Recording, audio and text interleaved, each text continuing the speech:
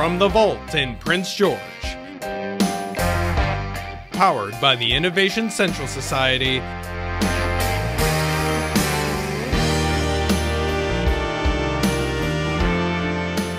This is the Sellarcast with Corey Seller.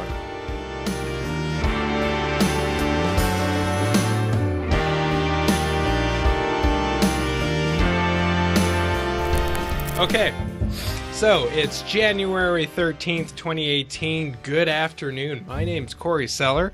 This is the inaugural episode of the Sellarcast.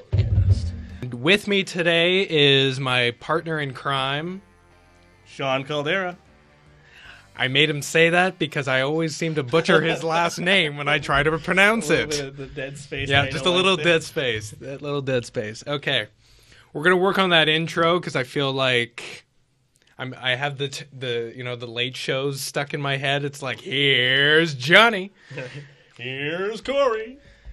What about like maybe this is the Sellarcast with Corey Seller. It's like it's Jon Stewart. It's we need to have like the band in here too. Oh, like the drums. The band, yeah. I like that. Right. I feel like we should have a saxophone band. player in the corner. I could just have my iPhone playing like a playlist. I could non-copyright sounds, jazz music. Oh, that could take a while. You know how hard it is to find copyright-free music? It's tough because like it's something that works on YouTube may not work on another platform, and you're like, all right, so yeah, kind of screwed. And I'll just bring my trumpet. Call it a day. I'll do like the same 3 notes every time. I played trombone in junior high. I could buy a trombone. We are our own jazz band for this. Oh God! All the vault. That's what we should include. If you are a vault podcast or a streaming service, we will include the same 3 notes from trombone. He's doing the pitch already for the membership. Okay. Oh. Yeah. Okay. Well, now we're on the topic now. Okay, Sean, let's just cut aside what I was gonna try and start off with my topics here.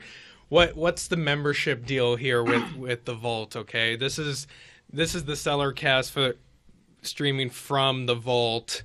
Let's talk about the Vault, Sean. Awesome. So let's see. So the Vault is a multimedia recording, streaming, whatever you want to do with multimedia content creation. It's that kind of room that will enable you to do it.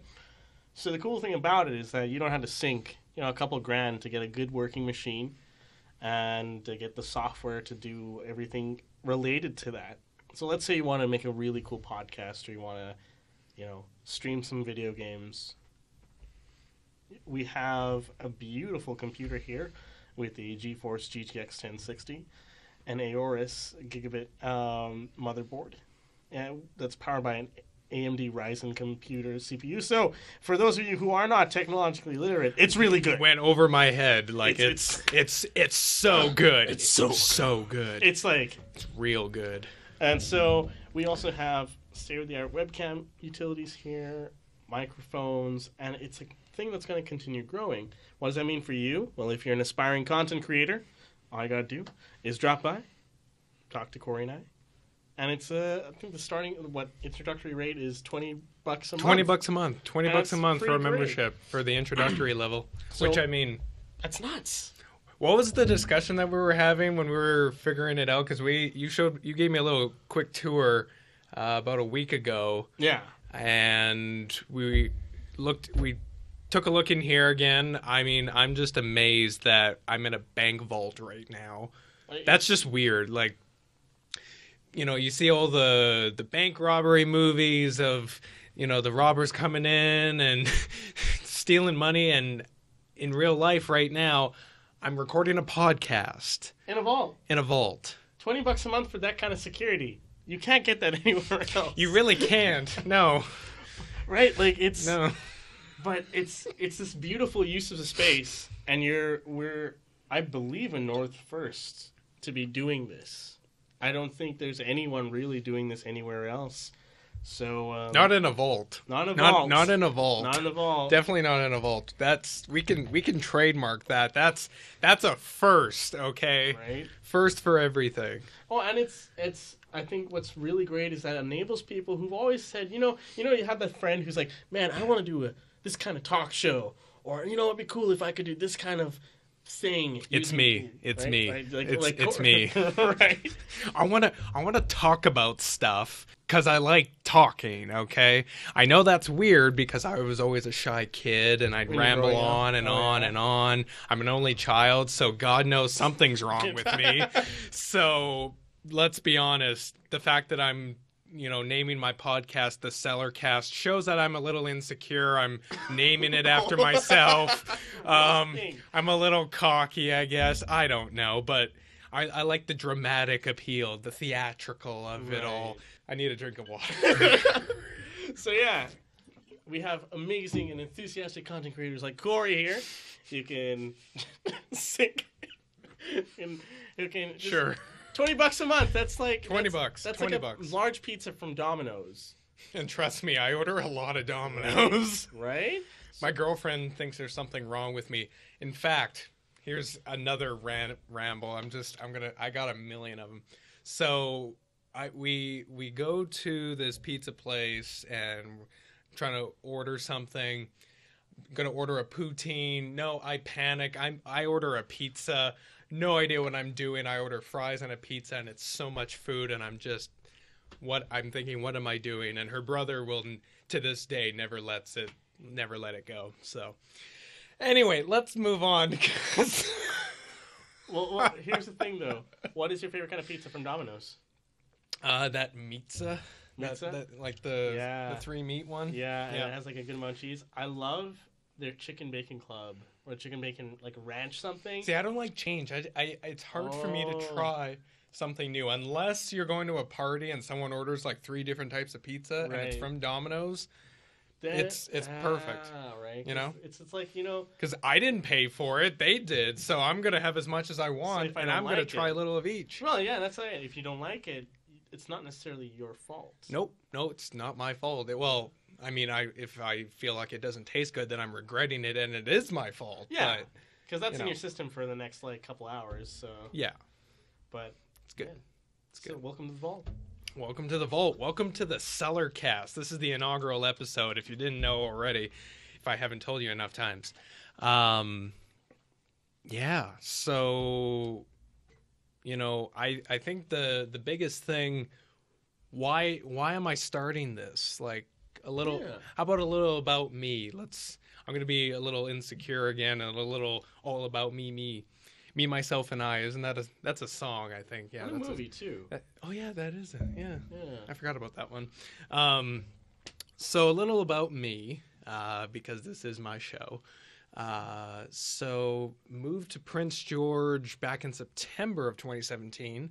And for my first job, actually, in media since graduating from NAIT back in, I walked the stage in May of 2017, so spring, and got a job over at Shaw TV in Prince George for about 6 weeks in, and then I decided to head over to CKPG News, which was a really awesome opportunity. And being in a newsroom has its challenges just because it's breaking news. If there's breaking news, we rush out and we get it. So it's a bit of an adrenaline rush at times, and definitely a learning curve. Wow, fast-paced. Yeah, if I thought it was stressful back in school when we were trying to get the show together at the end of the week, this is a whole other ball game. But no, it's been fun and trying to figure out what can I do. Because I live by myself in a 2-bedroom apartment. I really want to do something because I'm bored and you can only binge watch The Office so many times on Netflix. That's not true. You can do it as many times as you want, and you can't. It doesn't get old. And you have the British version of The Office too. Well, let's not go down that avenue. No, we don't talk about that. No, we don't. You know what I did see, though, on Netflix last night? Awesome talk show. David Letterman's new talk show on Netflix. My Next Guest Needs No Introduction. So good. First guest, Barack Obama. Whoa. Letterman's back. Yeah, Letterman's back. And he's got the Santa Claus beard and going on. And Not really sure what's going on there, but I don't know. It's wow. he's going with it. How does it compare to his previous Letterman? There's no band. Okay. It's interesting because the show is set up very differently because you almost feel like, you're in a theater, and so it almost feels like it's a stand-up comedy special, but it's just him and his guest sitting down, 2 chairs on the stage, and he's got like a select number of guests. He's only got 6 guests, and it's a monthly thing. So I guess this is only going to go on for about 6 months. Hopefully more after that, because I think it's going to be really good. And he talks about, like, he uses his humor and the also the serious side, of course, with the current administration that's down in the U.S. And I mean, you have a crowd that loves Letterman. Like, he had a standing ovation when he came on stage, and for his first guest, Barack Obama, standing ovation. But just having the conversations that they're having, you really get sucked into it. And for me, personally, it really drew me in, just because I thought this is a really good show. Like, it's a good story. It's good storytelling. And growing up loving film, and after taking broadcasting, I've gotten to really notice the different camera styles of how things are shot and the lighting and, details like that. And this is shot in a very unique way, in the on the wide shots and the ISOs of the guest and Letterman. It's really interesting, and honestly, it's well worth it to watch. It's gotten some mixed reviews saying, Letterman's kind of washed up, or, he's kind of depressing. He kind of makes you a little depressed with the topics. But honestly, it's a great show. It's gotten some also really good reviews, and it's a well worth watch to keep an eye on, and for his upcoming guests. Oh, that's awesome. So the fact that he opened up with Barack Obama, yeah, who is one of the most liked people ever. What's next? What's next? Well, what's next? So you're on this this cool committee. Yes. I trying to get involved again. Just trying to find excuses to get out of the apartment, and of course, making content here. Right. It's perfect. Finally getting off my ass and getting into the vault, making content for Sellarcast. It's really exciting. I'm stoked to be getting started here, learning about OBS, and we'll talk about that later, but that's a really cool topic that I'm excited to go over with you, because obviously you can explain it more than I can, since I learned it like not even 10 minutes ago. As part of my way of getting involved in the community, I, with my background of being on the Student Senate back at NATE for the Students Association, I wanted to get involved, and I applied for one of the city committees because social media addict that I am, saw an ad of a post by the city of Prince George that they were looking for public members to apply for a few of their committees. And I guess for a select amount of committees that they got, they invite members from the public to join and have their say. And I thought, hey, that seems kind of cool. I think I'd be okay with that. Like, try that out. And so, yeah, I found there was about 3, actually. I forget the other 2, but the one, obviously, that popped out for me was the Student Needs Committee. And I thought, hey, why not? So, worst thing they can do is not appoint me to it. Right. So, I applied. Their loss, really, if they didn't want me. But yeah, filled out the application, really fattened it up a little bit, threw on my resume and sent it off. And forget the time period, but basically got an email back a little while later after the one council meeting that they were making the decision, and I got an email saying that I was appointed, and I thought, wow, like it's happening. That's big. Yeah, that's great. Yeah. And then I had gotten a letter in the mail from the mayor's office saying congratulations for being appointed to the committee, and I thought, okay, now it is official. This is real. I have my upcoming term happening now, because now the letter is proof that it's happening. So how long is your term? It's a 2-year term. Oh wow. Yeah. 2-year. I can't do math right now. You're so focused on getting this out. He's on term. He will be there for at least a year, if not 2. Let's keep it. Shawn saved me. I didn't know what else to say. There we go. Yeah. He's like, he's a limited time offer. I can't multitask right now, okay? What? I used to, believe me, I could, but I can't anymore. I'm just getting old. It's old age. That's why it's good to have someone else, I guess, right? Like to be there and be like, oh, so you're not catching yourself and slipping up like that or whatever. There we go. So basically, what I'm trying to say is, Shawn, thanks for being here. No worries, man. Thanks for having me. Yeah, no problem. It's a Saturday morning. It's the 13th day of 2018. Yep. Now, something I'm passionate about a lot of things. Okay. Yep. Go ahead. But what are you passionate about? I want to talk about memes. Memes?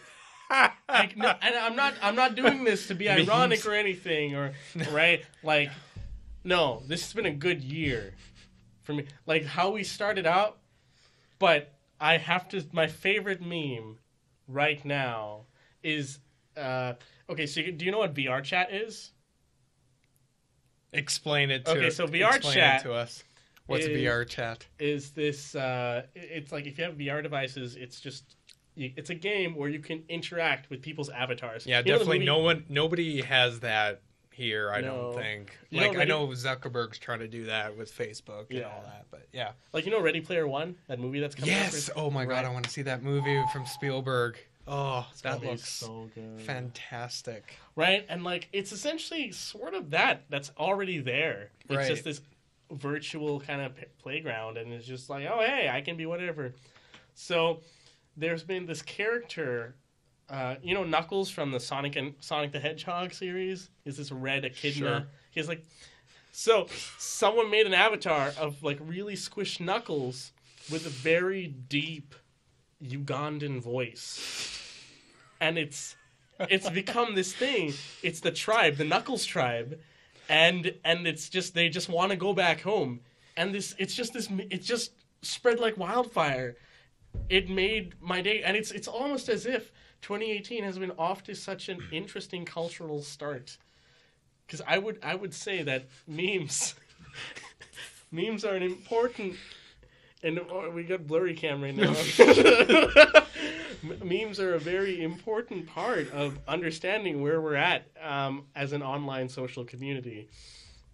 Is it though? I think so. No, I think so. Is it? Okay, so look at how. Okay, when memes were important. Donald Trump got elected. The man is a living meme. All right, it's how can someone like that? And I mean, I'm not getting political here. But I was trying so hard to avoid saying his name. He who must not be named. The fact that Twitter can be seen as official POTUS communications now. Yes. The fact, like, this is a president.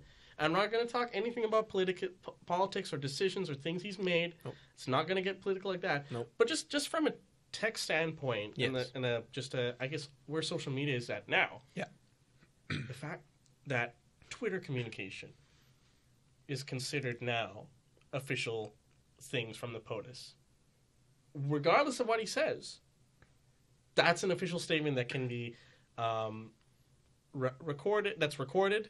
That's there for every U.S. citizen to see, and that is And other world leaders. Other world leaders, and that is something that my children, your children, if they're ever doing a report on U.S. history, they will have to quote those 130 character long strings.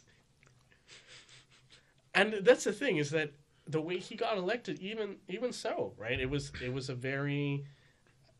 a campaign full of memery and macro images and tons of these social media sites having a huge sway on vote for this person, don't vote for this person.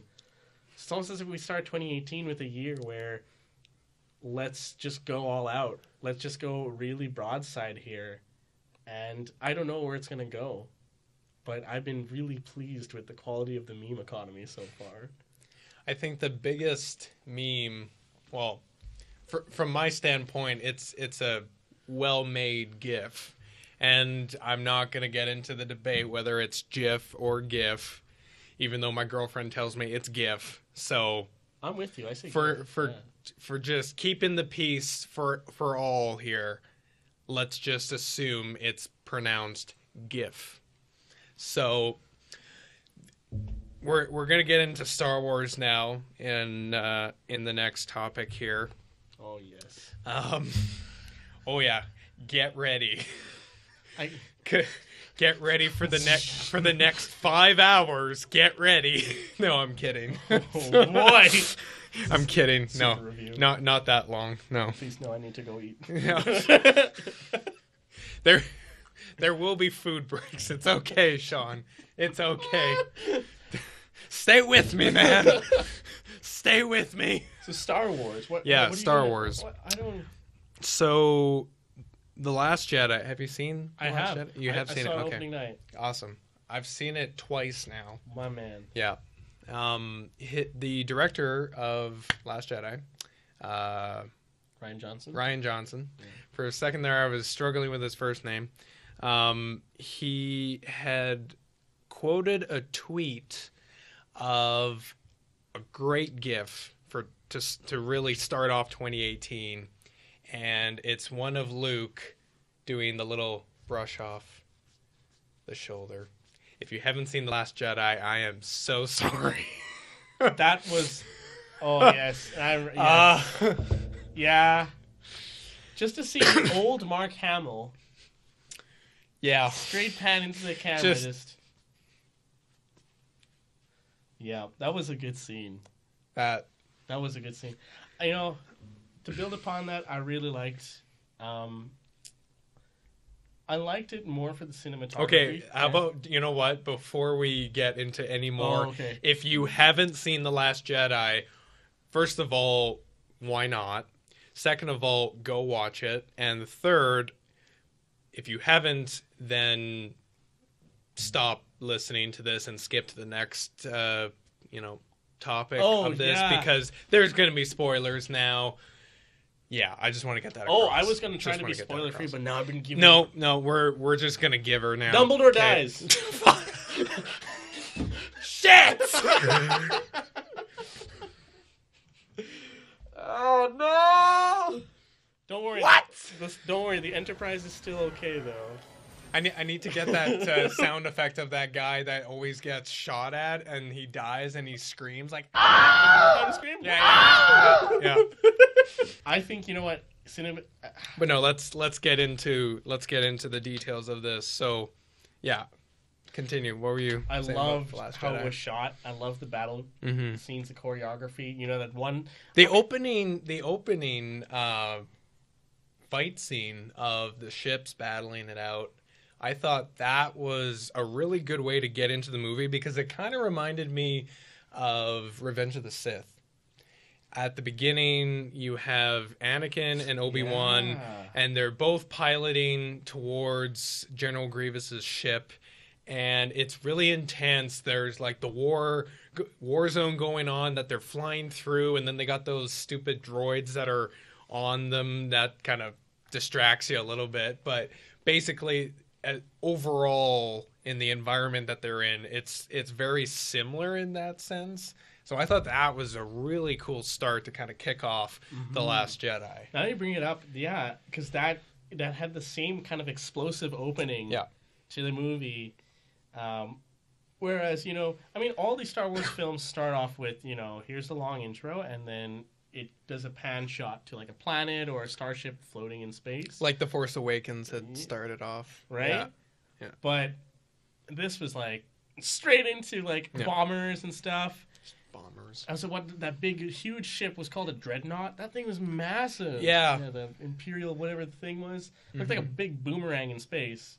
But yeah, it blew me away in terms of like just how it's shot. See, I'm still trying to be spoiler free, but like, and I'm gonna keep this the gloves up. are off, man. I'm gonna keep this up, but I think it's pretty clever. I just don't like how Snoke's screen time got cut in half.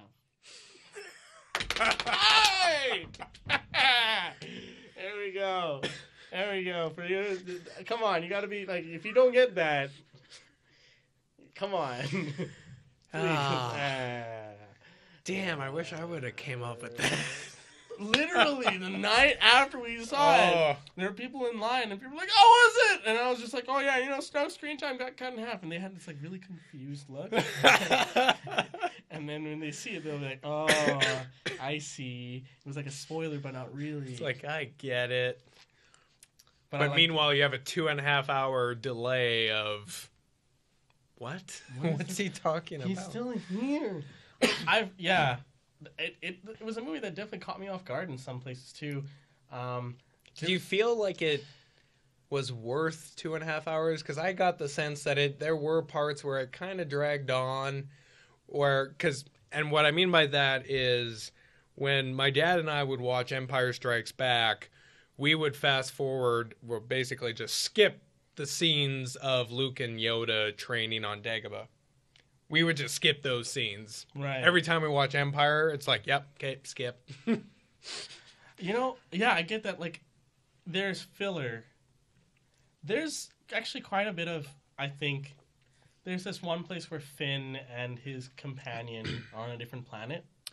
Yes, planet. They're at that casino, which my dad had pointed out that it's basically just going to Vegas. Yeah. You're basically in Vegas in space. It's space Vegas. With aliens. It's Vegas. Yeah.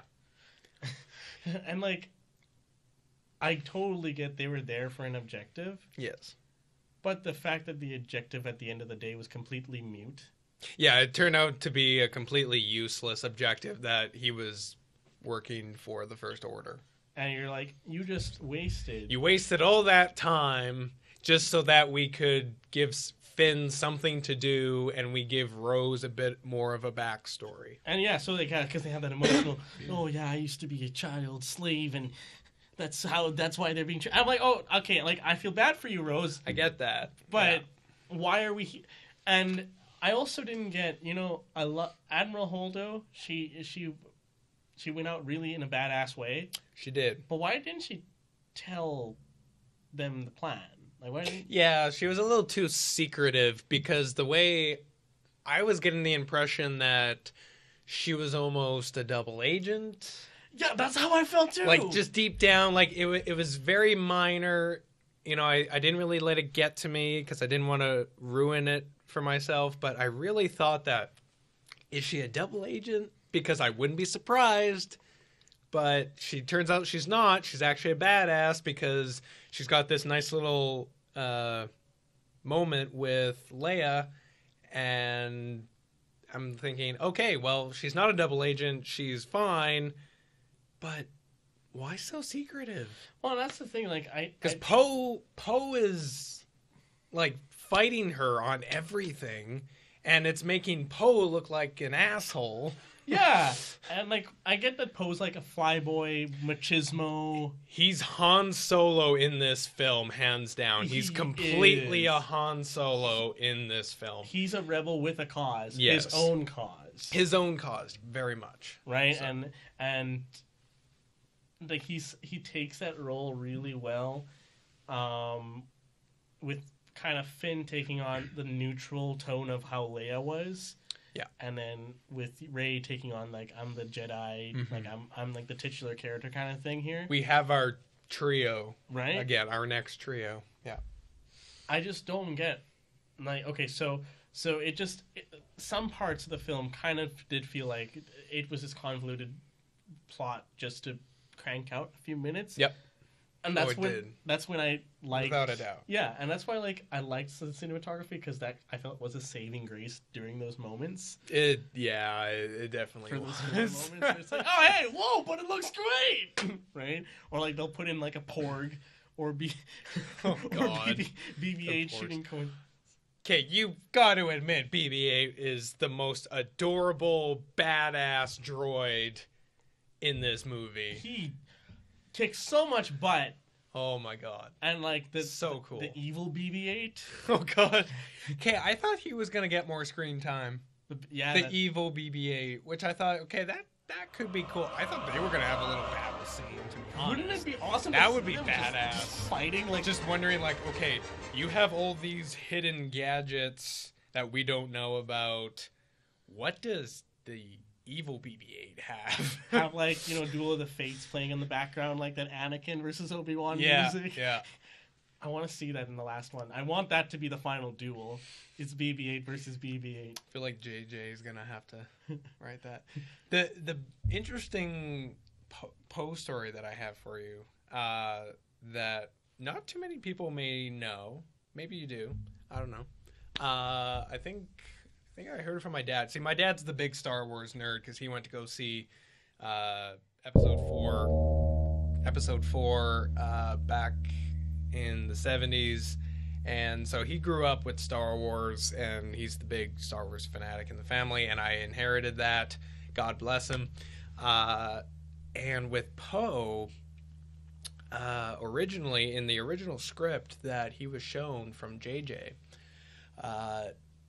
Poe dies after that opening scene on the planet on Jakku. Poe ends up dying early on in the beginning of the movie, originally in the script, and Poe,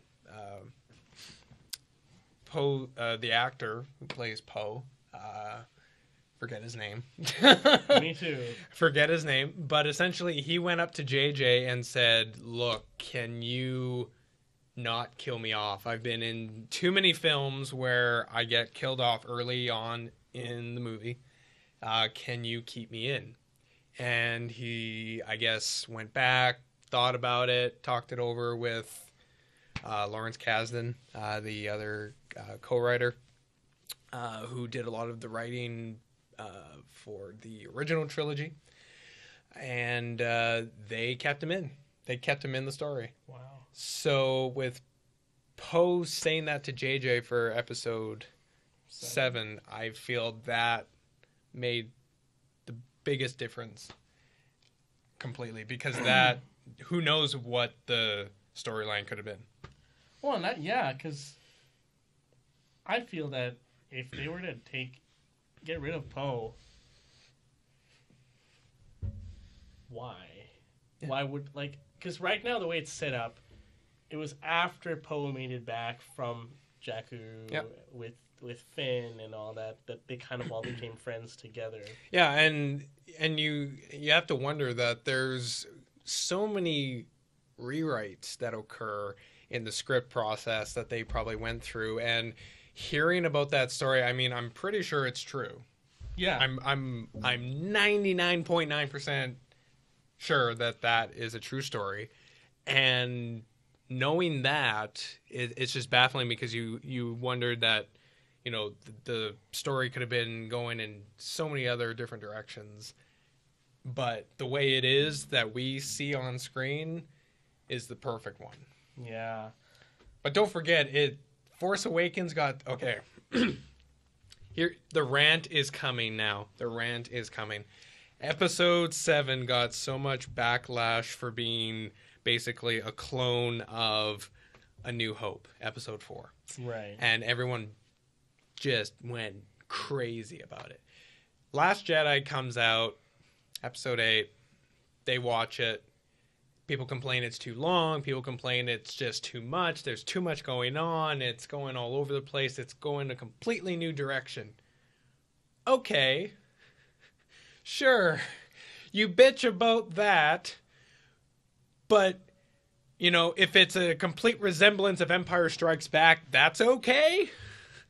Yeah. But we bitched about that for episode 7. Now, when you look at Last Jedi, it does have the components of Empire Strikes Back. The training of with the Force that resembles Last Jedi and Empire Strikes Back. That's the same, essentially.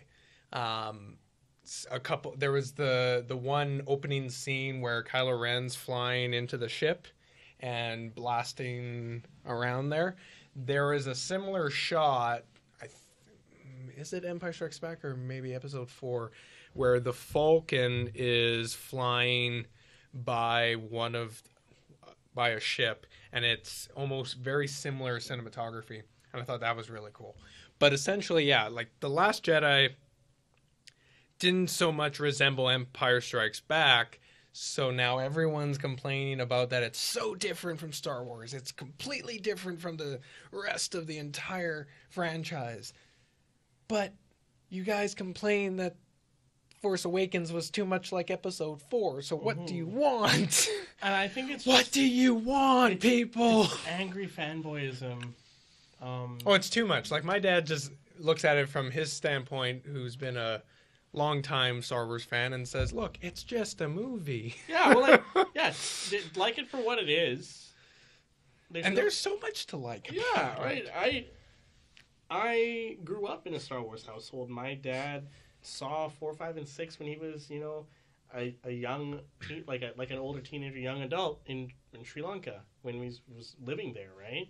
Like, he saw it, and him and I, when I was little, he used to work at Famous Players, and we got to see all the Star Wars, like 1, 2, and 3 in theaters, like opening night kind of thing, together, and we enjoyed it.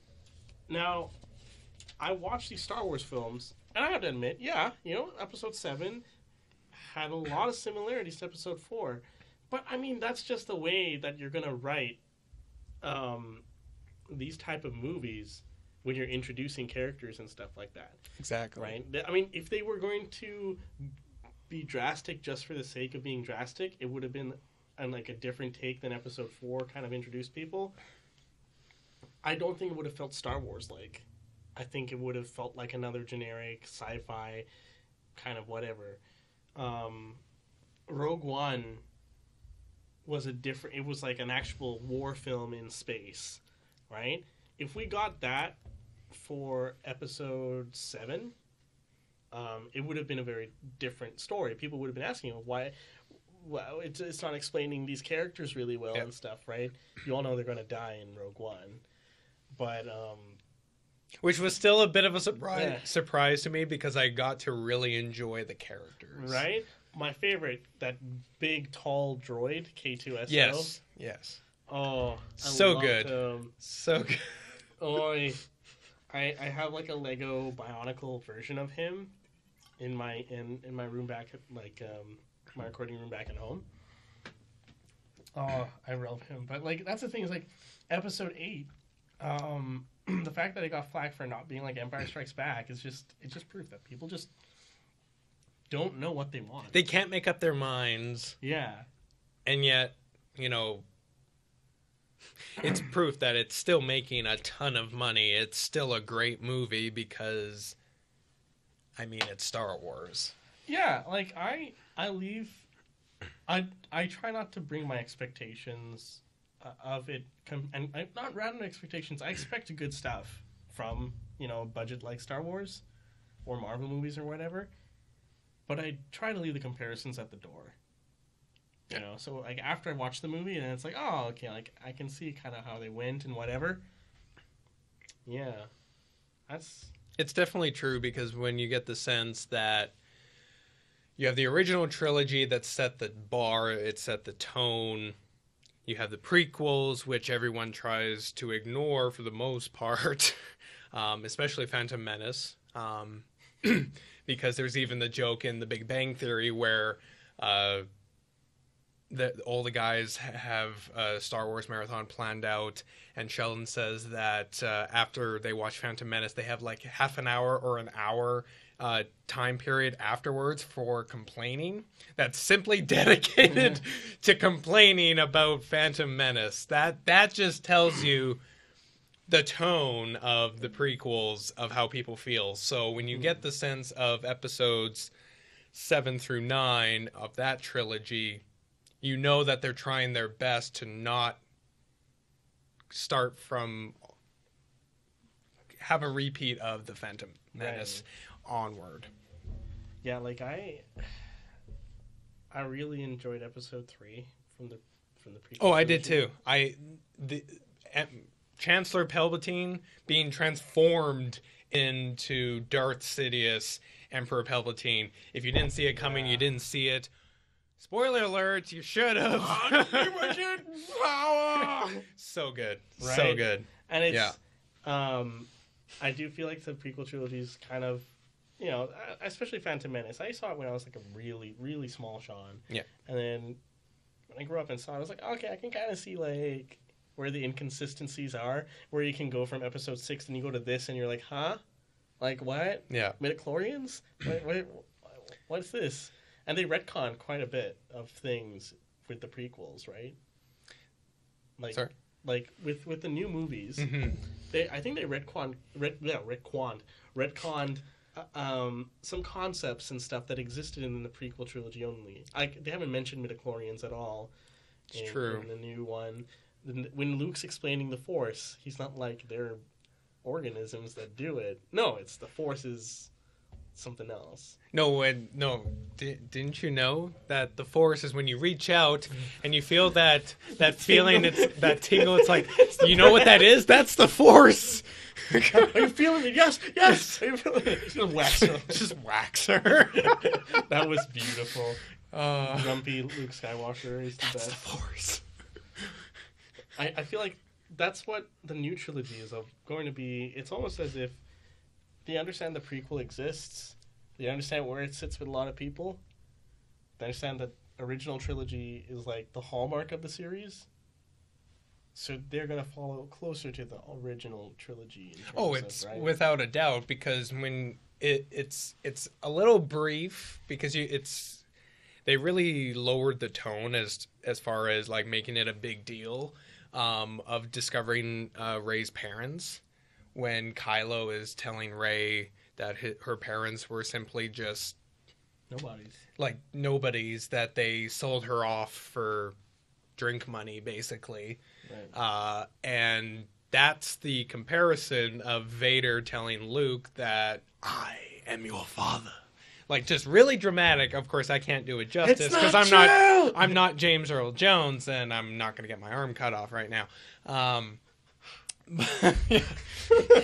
Luke is a whiny baby in that one. He just falls apart, gets his arm chopped off. That's impossible. That's like, welcome to undergraduate, man. You're whiny baby, you're falling apart, you doubt your parents. The same time you're like, I respect my parents even more now. I just want to go home, but I don't know where home is because I don't have a heart, and I'm in debt. He's in debt to the system. Luke, the story of the original trilogy is just about this college kid who discovers what he's actually good at in school. I know it! Then his dad's proud of him. Well, I mean, he kind of asks him to come with me to rule the galaxy. He's proud of him. When Kylo told that to Rey, I thought, I've heard this before. It doesn't work. People are shipping Kylo and Rey. That's an interesting pair, especially when like you had said, when Snoke's screen time got cut in half. That whole partnership that was going on, that was some weird stuff. I wasn't sure if they were siblings or if they were I didn't get the whole connection part. Like maybe. I don't know. Maybe she's a clone. How's she a clone? Maybe she's a clone. What? How? Maybe she's like a clone of Kylo. Maybe Kylo is a clone of Rey. You can have female. Kylo is Ben Solo. But we don't know how he was made, you know? It's a theory. Oh, God. Aliens. Cloning. Yeah, well, Han has been around, so who knows? knows? Hello. Maybe. Well, he's Indiana Jones, man.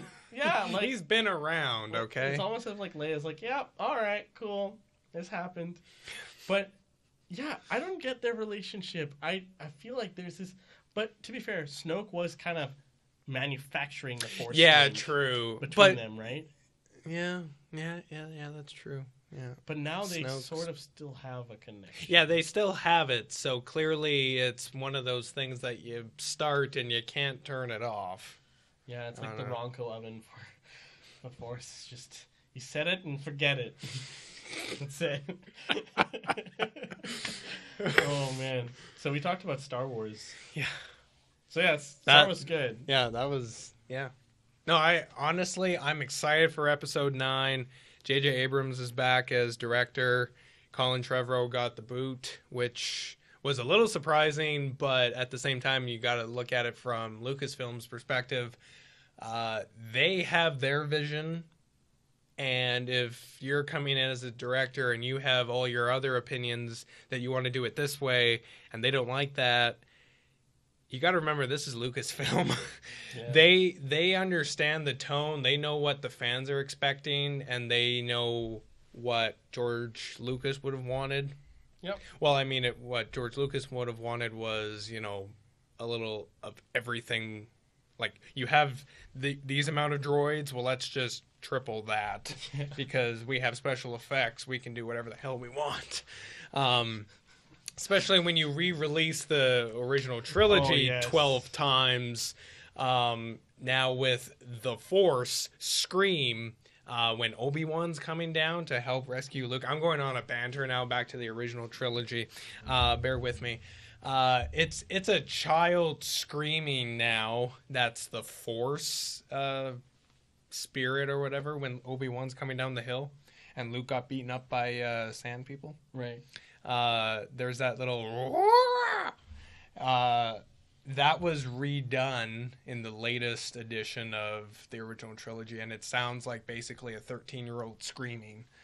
It's ridiculous, and my dad just rolls his eyes every time. It's just this scream. It's literally a child screaming, and it's annoying as hell. Wonder how much they got for that scream. Like how big of a check that would have been. I don't know, but he CGI'd a rock or boulder in front of R2-D2 when he's hiding in that cave off to the side. First of all, you put a rock in front of him. How the hell did he get in there? And how did he get out so easily?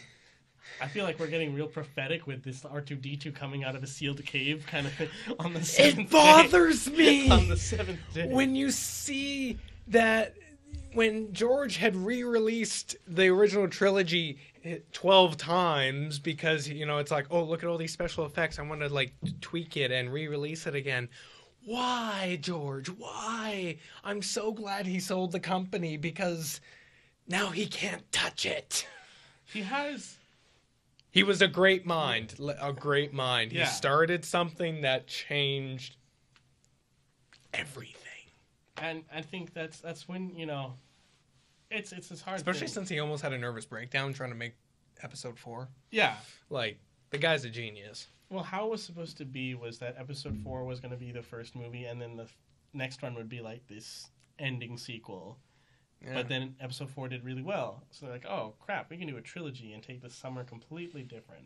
Oh, it was more than that, because George's mindset was that he had written down on a piece of paper, I think it went up to like 12. He actually had the numbers written down of all the stories he wanted. Wow. Like, I think it was like 9 or 12 basically, and essentially he had the whole thing in his head. He just didn't have the technology because when there was no special effects back then, no visual effects back then, while they were making Star Wars, they were making the equipment to make it all. That's the amazing part, that that's why George had stopped directing and started making his companies of, Skywalker Sound and the visual effects company and Lucasfilm, because he was wanting to build his empire, and he did, and like he had to build, his crew had to build the equipment to make the special effects to make Star Wars the way it was when you see it today in the theater or at home. He's definitely an amazing visionary, and I do think he gets a lot of flack, but without him, it would not. Without a doubt. Yeah. These are little things that I'll bitch about. Right. That will bug the hell out of me. It's like, George, why? Yeah, it's like you had something perfect. Why'd you go back to tweak it? It's okay. It's fine. You did good. Yeah, if it ain't broke, don't fix it. Yeah. Right? Yeah. Right? And he thought it was broken. He clearly thought it was still a little broken, that it was a little loose. He just had to tighten it a little bit. But then it turned out to be something that the fan base felt alienated by. I think that's the best word, is alienated, is that this is not a Star Wars movie that I'm used to. And I get, it's like there's a difference from the fans that'll come, who experience that with Star Wars, and the fans who are like, oh no, it's just completely different. It doesn't have the same. It's not, though. It when you look at The Last Jedi, it is actually identical to Empire Strikes Back. It's just that with Rian Johnson, he did take it into new directions as far as character development and the overall story. It was fantastic, to be honest, because meanwhile, I'm watching this movie knowing that there's been a lot of flack about it. It's got a lot of mixed reviews. But at the end of the day, it's a Star Wars movie. I'm enjoying myself. I feel like a little kid again watching this movie, because I honestly feel like I'm my dad when he went to see Empire Strikes Back for the first time. So that's my experience when I saw The Last Jedi in theaters. I felt like a little kid, and I felt like my dad when he was probably experiencing the same emotions when he saw Empire Strikes Back for the first time. Right. Sadly, I never went to see the movie in theater with him, which was a real bummer, because I was in Prince George.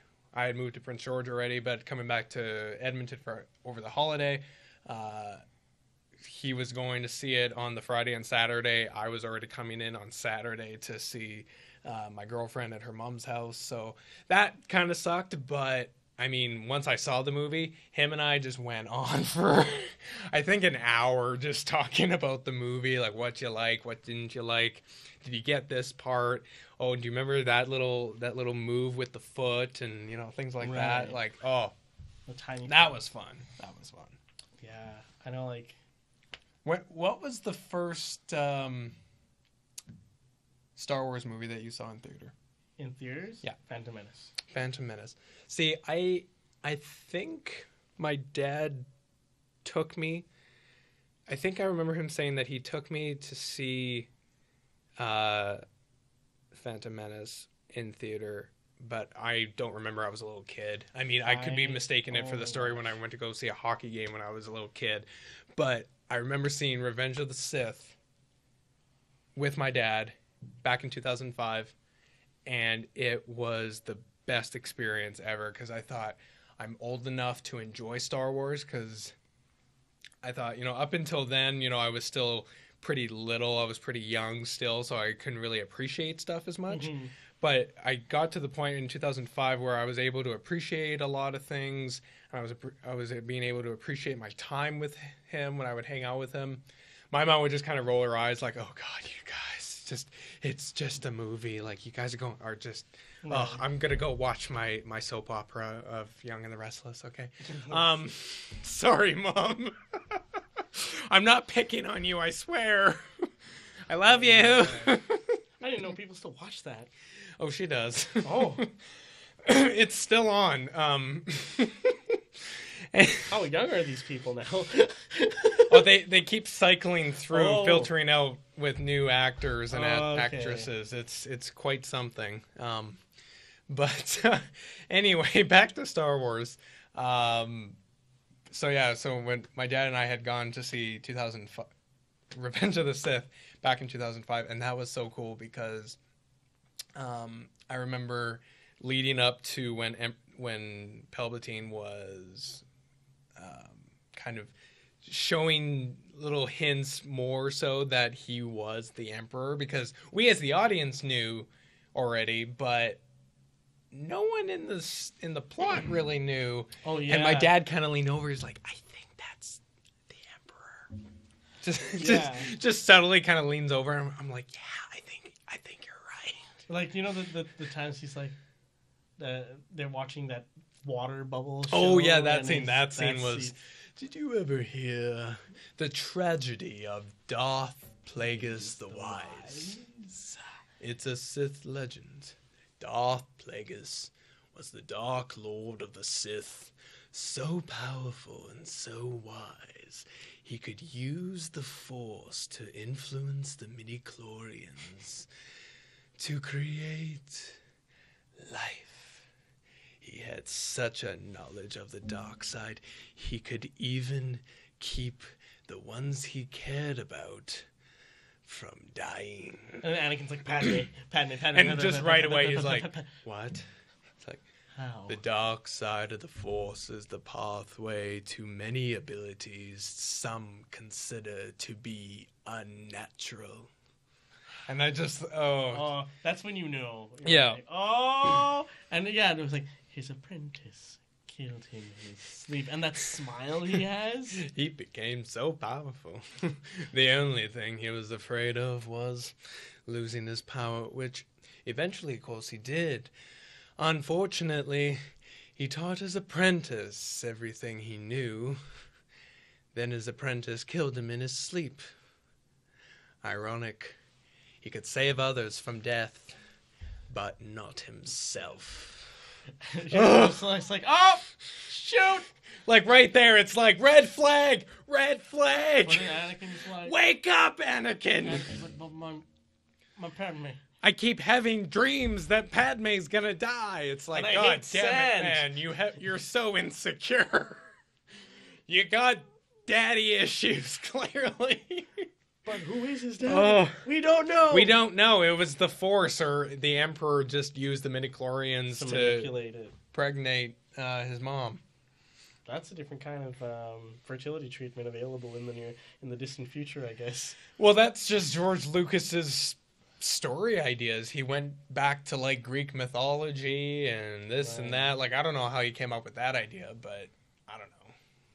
Don't want to get into the religious side of things, but I don't want to go down that path. So overall, Star Wars was a good time.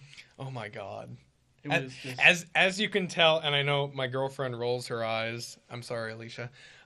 She rolls her eyes every time I do this, but when I quote lines exactly from a film, and it's even the same mood and the same tone and everything, she just looks at me like, why? Like, why do you do this? What's happening? What's happening to me?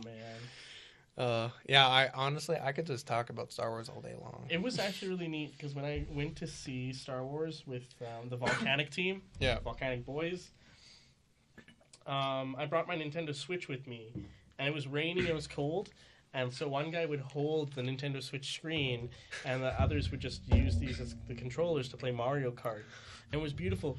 We actually were there was a clip on My Prince George Now, which was taking a video of the line, and I was like, holy crap, that's us, and just this corner of just us in line playing Mario Kart in the cold. So cold.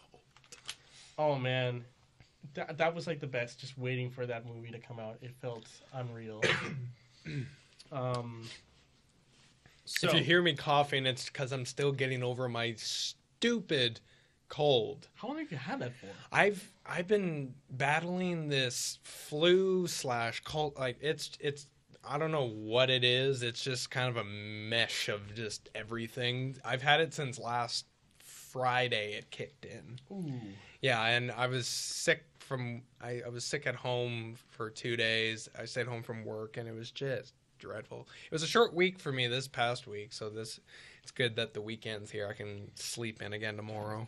Yeah. I was a little pumped up for today. I'm like, I'm up at 10. I just kept hitting snooze for like twice. Just didn't want to get out of bed. Yeah, I know. I was supposed to have someone come in that I'm onboarding as a part of just like the Volcanic just services we are offering now for streamers and stuff like that, additional services. There's something to talk about. Let's talk about, because this is one of the other things I plan to be doing with Sellarcast.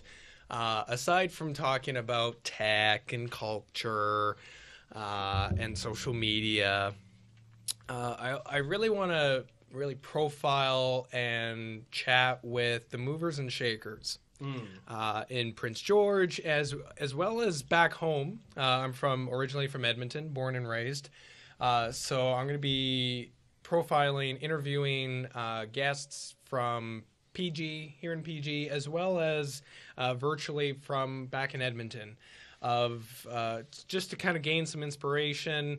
And the reason I want to do this is to really inspire and motivate younger people who are trying to figure out a career path.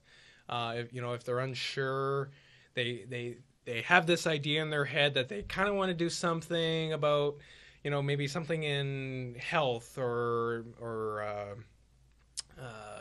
tech or something, but they don't really know specifically. And, they don't know where to begin, they don't know where to start. I kind of have this sense that I feel like I could be good at marketing, but, at the same time, I really want to help people. And, I feel like maybe going into the health sector would be a good idea. So, highlighting the movers and shakers from the tech community that I started to network with back at home in Edmonton, I want to, sit down with some of them, hear from them, get some inspiration from them to share with students, figuring out their path in the world, and see if we can inspire some. And honestly, for me, I consider it a learning experience, and it gives me a chance to just chat about stuff and hear their story. Right. At the end of the day, it's hearing these amazing stories that you've never heard before. And you just kind of wonder, like, how is there, a gaming company that's trying to do stuff in northern BC?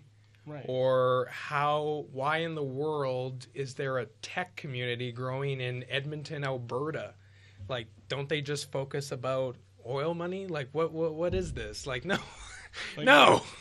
Edmonton's a good city, okay? Like, there's a thriving, vibrant tech community. And a mall. That's a huge mall. Like, let me tell you, I take it for granted now because I'm thinking, I don't have an Apple store to browse into anymore. Nope.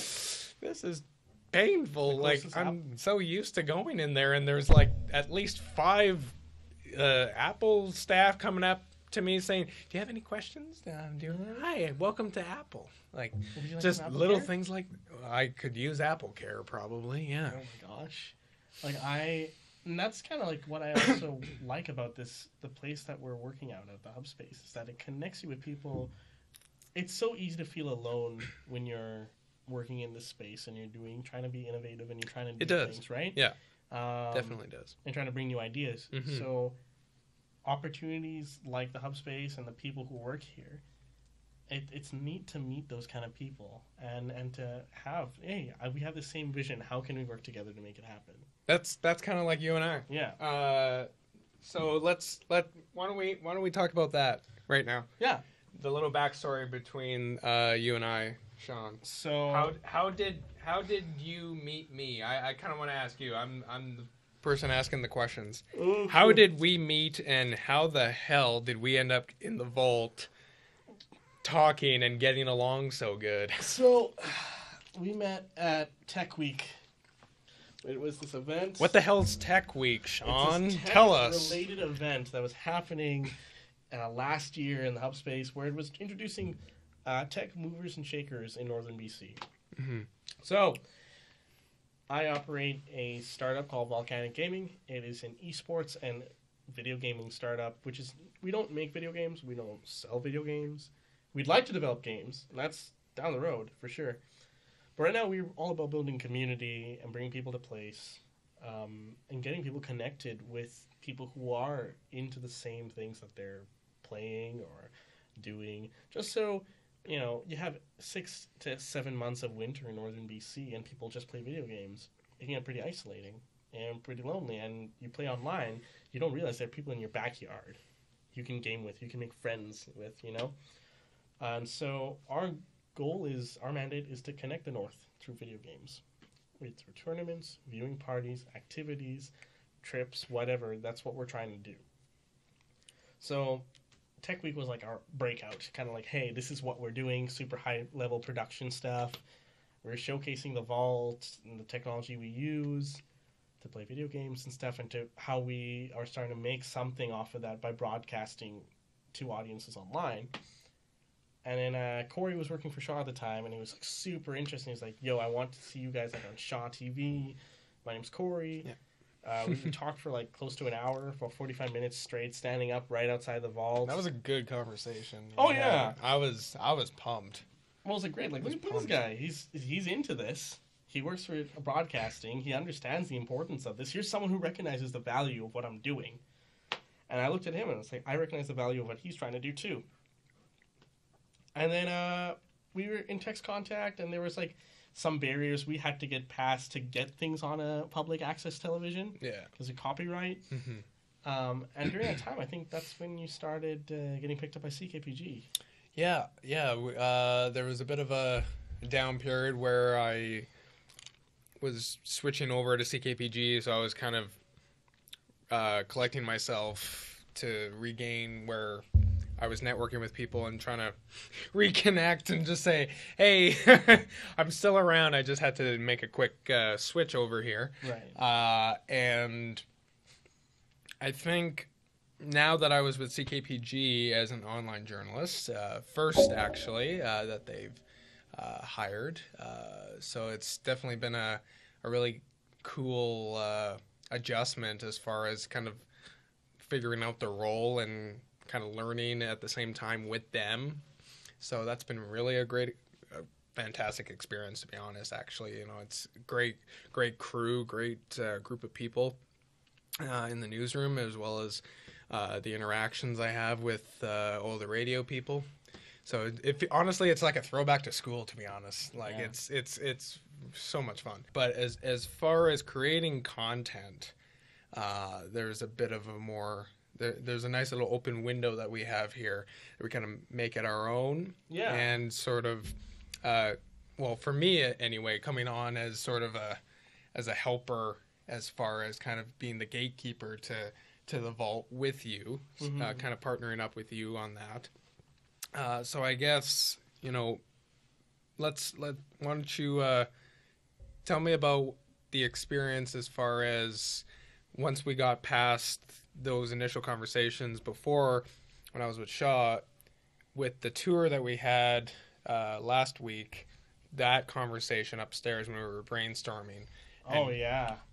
Things were cooking, gears were turning, ideas were just circulating. I'm getting, like, excited, happy, like, oh, my God. Yeah. It's not just me, because I met with Matt. Yes. Who was, I guess we can say it now. Yeah. Former executive director of Innovation Central Society. Yeah. He's gone off to take on some new adventures that he is excited about, and we wish him the best. And he had really emphasized that you and I meet up. And actually, I think his idea was to team up, actually, to work on the development of the vault, mm-hmm. the branding of the vault, and getting the word out to aspiring content creators that are wanting to do something. And I think us, when we met up for that time, it's the start of the year. And, people make so many goals that they say they're going to do something. but very Everyone rarely. makes that New Year's resolution, like, oh, I'm going to go to the gym every week. And you buy the membership and you went there once You hit the treadmill to try out the lockers and the showers, and you went on the treadmill for like 20 minutes, and then you're like, damn, that was a good workout. I'm just gonna pump some iron right here. I'm just gonna do it for 20 more minutes. Okay, 40-minute workout. I'm good. Hit the showers, change, and then you buy all that stupid protein powder crap that tastes like absolute shit. And trust me, I tried it. It's not good. I have the vegan chocolate one, and that seems to be really good. Oh God. And I'm not vegan, but it tastes damn good. I'm sorry, but not sorry.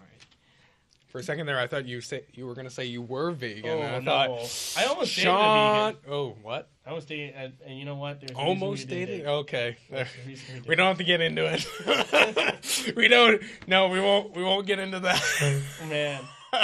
So here's the thing: is that when you and I met up and we were hammering out these ideas, it definitely was like, okay, this is someone who wants to get stuff done. You want to execute. You want to plan stuff up, but you just want to get the damn thing done. Right? Exactly. That's what I wanted to do with this damn podcast. You know, I was showing you, I was making notes.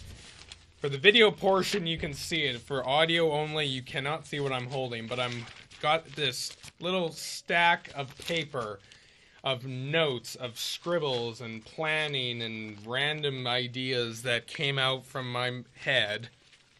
Not physically, just mentally. Of ideas for a podcast, a show, content. For this stuff that I have that relates to the podcast idea, it dates back to May of last year. Wow. So that just tells me that, you know, I have this idea and I'm getting more ideas, and it's changing, it's shifting, because like social media, it's always evolving. Exactly. So my ideas are evolving, I'm changing my mind, and it's okay, but at the same time, it's like I haven't started it yet. Are we going to start this, right? Like, am I going to start this? But because I took broadcasting, there was that sense where I needed to get some kind of format ready. Right. So that was kind of the mentality that I was in, because I wanted to get that format figured out so I had something at least raw enough to go on. Right. Which took me so long. I think, and that's why, like, it was a combination. For me, I want to grow my brand, and I want to be able to influence and inspire as many young content creators in Northern BC as possible. And you want to see the vault grow. You want to grow that brand. You want to grow your podcast and stuff. It's a match that was just made in heaven for this, for us, like, not only as friends, but also as working professionals working together. And, like, that's why I can't reiterate, if you are a content creator, if you are an entrepreneur, if you have this crazy idea that everyone else is telling you is not going to work, come to the hub space, rant at us, let us know about it. We will help you make it happen. Exactly. Right? Like, this is how it happens. This is how it starts. We have such a good opportunity here in Northern BC, because we don't have these massive big companies coming in and doing it for us. We have to do it ourselves. That means when those things take off, that people like you and me, and you who are listening right now, will be able to benefit from those rewards. From not only just like having your name up there in big lights or whatever. I'm not talking about that kind of reward. I'm talking about the fact that you have this amazing skills that you picked up on the way. You've met amazing people. You never know who you're going to meet, right? You networked. You network. The importance of networking. Right? If I didn't go to that Tech Week event, if Corey didn't go to that Tech Week event or didn't want to meet up with Matt, you know, we would not be here helping to grow the vault, right? Oh, and true. Helping each other out. And I think that speaks volumes of our growing friendship, is that it's one that's based out of motivating each other to do stuff, to just get shit done. Yeah. Right?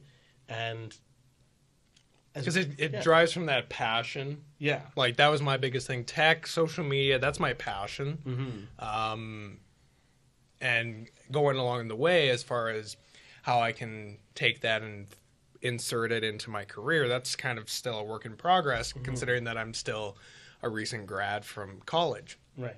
But as far as moving forward, you know, finding that inspiration, finding that passion, that's huge.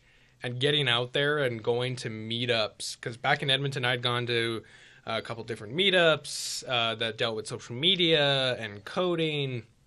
Well, actually, not so much coding, but more networking. And I had actually gotten this book, Build Your Dream Network by Kelly Hoey? Hoey? Hoey? Hoey. Zoe? Is that, Joey? Yeah. Zoe? Hoey. So, and it honestly, it's a fantastic book. I just started reading it. I'm on first chapter on page 8. But it's a solid book just because it really helps you, kind of motivates you to really network, and really talking about the importance of networking and how to do it right, how to do it properly. Like, not just going to, you know, those like fancy meet and greets and, you know, you're handing out your business card to everyone. It's like, okay, I'm done. It's like, no, going to these meetups were a huge help back in Edmonton, just because, you know, I was kind of meeting a few people and being really shy, and being an only child, you know, I always kind of kept to myself, and I would not interact as much. So this really got me out of my shell. It really got me to, it pushed me at least to try and talk to at least one person from that meetup. If I wasn't going to talk to everybody, but if I could at least talk to at least one or two people, then I felt like I at least accomplished something from that meetup. And I did. And I chatted with at least one person. You know, I networked a little bit with them, connected. But, you know, it's really good to, you know, follow up. That's something that I've needed to kind of catch up on, with following up when you network. And, you know, coming over to Prince George, seeing that there is a bit of a community here that's growing of tech and, you know, media, it's so important to collaborate and being able to create content on a hobby level, because that's the biggest thing for me, just as a journalist, just to try not to create any conflicts of interest, just because I have these passions, and it's very editorial. Right. So I want to create a podcast to make it fun, inspiring, but at the same time not getting in the way of my professional career. And that's sort of the intentions that I have with this podcast. And to be honest, it's something that I'm really glad I've started, and I'm glad that I am doing it in the vault, because it gets me out of the apartment. To be honest, it's great. And it's building new friendships and new connections. And that's, at the end of the day, if you're not building those connections, like, you're not going to fail. You're going to have a tough time meeting people that you didn't think you'd actually come across, because you went to that one meetup or you went to that conference. I went to a film conference at Nate that they were hosting, and it was Story World Quest back in 2014. One of the speakers, she was on one of the panels. She was the former director of digital of CBC in Toronto. She went off to start her own company called Bubble, and it's basically kind of for my initial reaction, it was kind of a content curation sort of service for businesses and YouTubers. And essentially, I kept in touch, did a Skype call with her, got some inspiration from her, asked her a few questions, and I'm still in contact with her. Wow. And she's on the other side of the country, and it was from that one conference in 2014. So, and I even did a little bit of freelance for her company because she had a client and she needed a little bit of help. And she offered it to me, and I did it, and I have that on my resume. It was only for like a month, I think, but it was such great exposure. I mean, it was so exciting. I got a little bit of money from it. It wasn't a lot, but to be honest, for that experience from someone that I met in person once from a conference, I wasn't in it for the money. I was just in it for the experience. The money was a bonus. Exactly, yeah. But honestly, the experience was so cool because I was doing this all remotely. And that was the coolest thing because I was in contact with her and just trying to get the essence of what I needed to do. But as far as what I was doing, I was like curating, having to curate and grab different videos that would be appropriate for this client for their audience. And it was really interesting because I would have to look up videos, essentially just going online, looking at videos, picking them, and then throwing them into this program that she had. And I had to select certain filters that, this is this kind of video and send it off. Right. And that was so cool. And that's how she pitched it. It's like, do you want to basically look up videos and get a little bit of money for it? And I thought, hell yeah. And how old were you when you started this? When you were doing this? When I was doing this, that was 2014. So that was 4 years ago. And I'm 23. So, wow, I can't do math. That is sad. Holy shit. So yeah, you would have been like 19. Yeah. I was 19. Crazy. See, so if you put yourself out there, it doesn't matter how old you are. You can have these awesome opportunities, right? Like, you just have to take advantage. I don't know who said it, but it was... No, wait, I was 20. You were 20. So still, pretty... 1920. Right? Like, I was kind of in the middle. Yeah. It's one of those goofy years. It's not a lack of resources. It's a lack of resourcefulness. Yeah. Right? And if you have an idea... you want to do something, if you want to put something together and make it happen, literal Shia LaBeouf, just do it, right? It's because we talked about him earlier. Yeah, that's why you we brought it him back up. Why'd you... God damn it, Shawn. That meme will never die. But yeah. Again with the memes. I think it's a good way for us to kind of make this happen, is just to keep connected. So if you are listening to this and you have a great idea and you want to bring it here, you know where to find us. Where will they find us? In the vault. In the vault. At Hub Space. At the Hub Space. 1299 3rd Avenue. Ooh. Oh, uh-oh. Oh, no. What have you done? Oh, I need a Halls now. I took my last one. Oh! Dang it! Sorry, Shawn! Oh, my gosh. But yeah, I think... Here, just smile like it says has on your card. Oh, you're holding a Nerf gun. It's a dope Nerf gun. Oh, that's okay.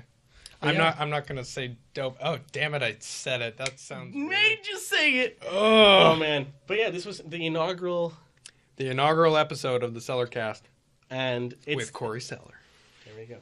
Look at this man. Yeah, it's gonna go places. I'm hoping. Because I think this is as long as I want to make it, because now I got to go edit this. Yeah, I think that's an hour and a half. It's an hour and a half of content. Raw content. That raw content, raw. That's going to be a lot of editing. Now to make it fancy and cool. To sign off. Sign off. Well...